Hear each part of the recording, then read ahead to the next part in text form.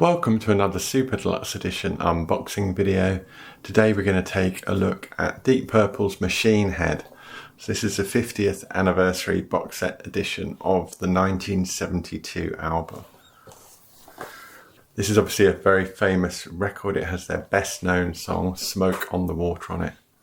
And the album has been reissued quite a lot over the years, as any fans will know, including this DVD audio from 2000, which had a high resolution 5.1 mix. Now, this new deluxe edition features 4 discs, 3 CDs and a Blu-ray.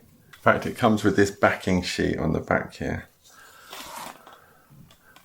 which is identical to what's underneath, but I think the reason for this backing sheet is because the rights are owned in America and Canada and Japan by Warner Music, and then everywhere else by Universal. So there's a bit of a split rights issue.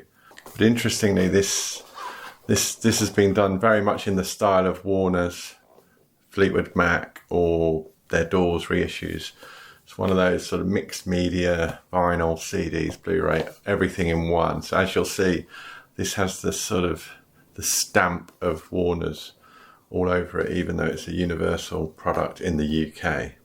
So to go over what's in this disc, the first CD, you get the 2024 remaster, but you also get a 2024 stereo remix, so that's something new. 2 versions of the album on 1 disc. CD2 In Concert 1972, which is reasonably familiar, that's been on quite a lot of things. And then there's Montreux 71, which is an audience recording, so I haven't actually listened to this yet, but buyer beware, that's an audience recording. And it actually says here, whilst every effort has been made to produce the best possible audio, limitations from the source material, blah, blah, blah. It doesn't actually say it's an audience recording, but it has got that thing there, but we know it is an audience recording.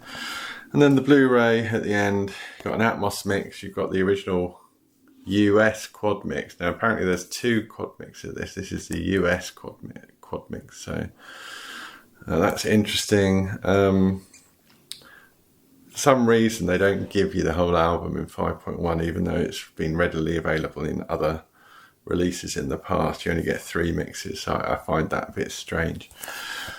But that's what's on here. And there's also the vinyl record, actually, shouldn't forget about that. Quite a nice sort of sturdy, glossy outer slipcase. Let's have a look and see what's inside. Okay, so the whole thing is like held in a sort of gatefold sleeve. So really it's kind of like a big booklet and a kind of gatefold vinyl sleeve inside the actual package. There's the 4 discs. You do get a purple lyric sheet, which looks like that. I mean, to be fair, at least it's a coloured vinyl pressing. It's it's quite nice. I don't think there are any other physical formats for the 50th. Sometimes they give you the black vinyl in the box set and then you have to get the coloured vinyl separately. So I guess it is quite good that you get the coloured vinyl in this edition. There's quite a nice big booklet here. I guess one of the benefits of having a large format CD box primarily is you can include a big booklet, so everything looks good, the photos look good. There's a selected albums gallery here at the back with single sleeves as well. Great photo there at the back. And then the discs themselves, I mean, it's fairly much as you would guess. They're all done in these card sleeves. So that's the 2 versions of the album, the remaster and the remix. That's what the disc looks like. In Concert 72. There's the Montreux 71. This is the Blu-ray. So interestingly, this one has, if I can get it out, it has the Japanese sort of rice paper style inner sleeve, which is good because it does protect the disc. In fact, you're not actually, they probably did this because you're not supposed to package Blu-rays in card sleeves. I mean, lots of people do that. But the duplication places that make Blu-rays, they make you sign a waiver You're not going to, because it doesn't, putting a Blu-ray in a card sleeve doesn't conform to Blu-ray's specification and standards.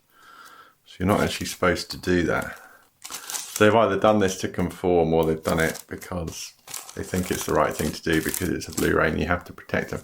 Blu-rays are quite sensitive actually. If you get a fingerprint on them, they really can play up quite badly in a way that CDs don't, so it's worth thinking about that. So that's the Blu-ray audio. As I said, I mean, there's so much capacity on a Blu-ray, it's 25 gig or 50 gig depending on which type you use. But I mean, I'm always a fan of, you know, giving people options, and not including the original 5.1 mixes in full is a bit of a missed opportunity. I mean, what's the problem? You know, give people a choice, Atmos, Quad, a bit like we did for Tubular Bells with Mike Oldford on the SDE one.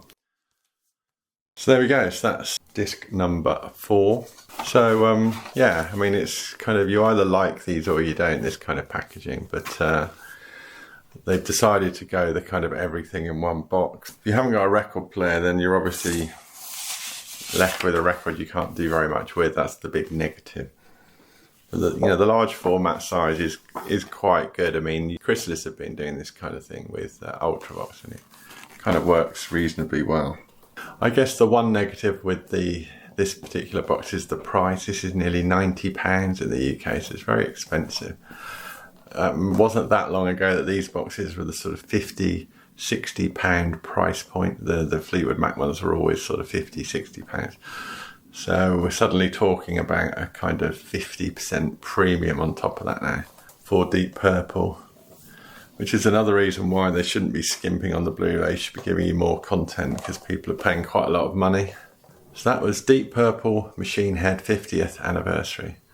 Hope you've enjoyed this video. If you have, why not subscribe to the Super Deluxe Edition YouTube channel for more great physical music unboxed. Thanks for watching, and I'll see you again next time.